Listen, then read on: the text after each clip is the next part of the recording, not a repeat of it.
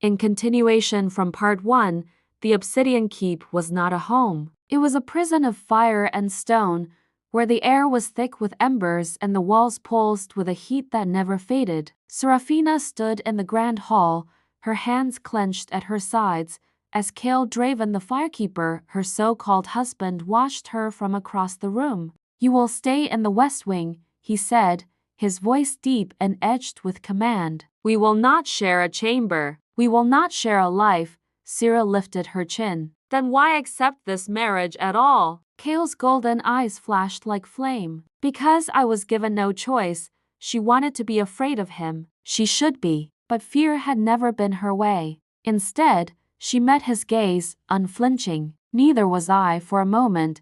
Something flickered in his eyes, something almost human. Then he turned away, his crimson cloak sweeping behind him as he disappeared into the shadows. The heat of him lingered in the air long after he was gone. Days passed in uneasy silence. Sera explored the keep, learning its strange, burning halls. There were no torches, no hearths, only fire that flickered from the very walls, as if the fortress itself breathed. And Kael? He was a ghost in his own home. She saw him only from a distance, watching the land from the highest towers, training with a blade that gleamed like molten steel. He never spoke to her, never acknowledged her, until one night, when the silence finally broke. Sera woke to the sound of whispers. Not human whispers, but something older, heavier, like the crackling of flames speaking in a language she did not know. She followed the sound through the dark corridors until she reached the great stone balcony that overlooked the Emberwood Forest.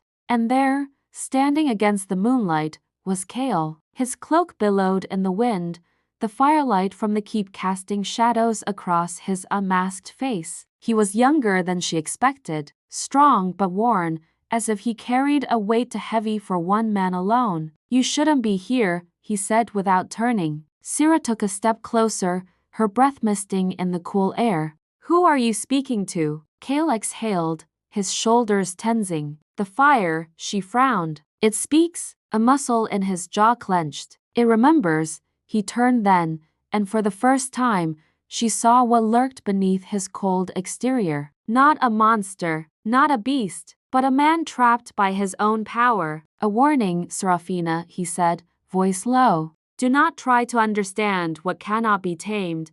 But she had never been one to obey, and something in her told her that Kael Draven was not beyond saving, even if he had already given up on himself. The next day, Kael rode into the Emberwood Forest. Sera followed. She found him by the riverbank, his hands submerged in the water, steam rising where his skin met the cold. She should have turned back, should have let him have his solitude, but instead, she sat beside him, watching as the fire within him fought against the world around him. "You hate this, don't you?" she said softly. Kael didn't look at her. "You know nothing of what I hate." She hesitated, then spoke the words she wasn't sure she should. "You're afraid of what you are." His hand twitched. The air between them shifted. Then, for the first time, he turned fully to her. His golden eyes locked onto hers, and the heat of them made her breath catch.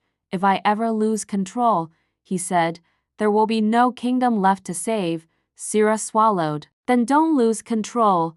Kael exhaled a short, humorless laugh. "You don't understand." "Then make me understand," she said. "Let me in." For a long moment, he just looked at her. Then, with a slow, careful movement, he reached for her wrist, holding it between his flame-warmed fingers. "You want to know what it means to be the Firekeeper's bride?" he murmured. Sera nodded. Kael's grip tightened slightly. "Then you must be willing to burn."